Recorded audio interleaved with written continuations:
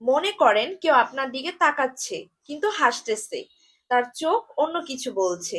সে সত্যিই খুশি কিনা চলুন জানি। আপনি কি জানেন আপনার চোখ শুধু দেখার জন্য নয়, চোখের সাবটিল মুভমেন্ট আপনার মনে যা কিছু চলছে সবকিছু বের করে দিতে পারে। আজকে আমরা দেখব কিভাবে কিছু মানুষ তাদের সত্যি ইমোশন লুকাতে চোখের সাবটিল মুভমেন্ট ব্যবহার করে। Segment 1, eye movement and emotion. চোখের মুভমেন্ট আমাদের মন রিভিল করতে পারে, যেমন সামন ব্লিঙ্কিং র্যাপিডলি হেরিয়াস, আর যদি কেউ স্টাডি দেখায় কনফিডেন্ট ভাবে।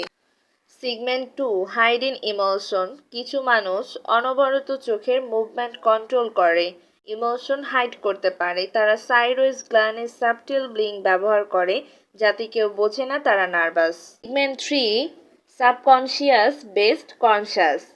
সাবকনশিয়াস হচ্ছে কেউ নিজের মনের কথা না জেনেই রিভিল করে। কনশাস হচ্ছে যেমন পোকার প্লেয়ার্স, অ্যাক্টর্স আর ডিপ্লোমাটস, তারা তাদের ইমোশন ইনডিরেক্টলি হাইড করে। আপনি ইমাজিন করেন আপনি এক্সাম হলে, আপনার বন্ধু নার্ভাস কিন্তু তার মুখে হাসি, চোখে ভয় দেখাচ্ছে, কিন্তু আপনি ঠিক বুঝলেন যে সে নার্ভাস। আমরা তাহলে কি শিখতে পারি? আই মুভমেন্ট সবসময় সত্য না, কন্টেক্সট ম্যাটার করে। সেলফ মাইক্রো এক্সপ্রেশন, অন্যকে লক্ষ্য করুন। সেলফ অ্যাওয়ারনেস, নিজের চোখও অন্যজনকে রিভিল করতে পারে। আজ আমরা দেখলাম চোখ শুধু দেখার জন্য নয়, মনও প্রকাশ করতে পারে।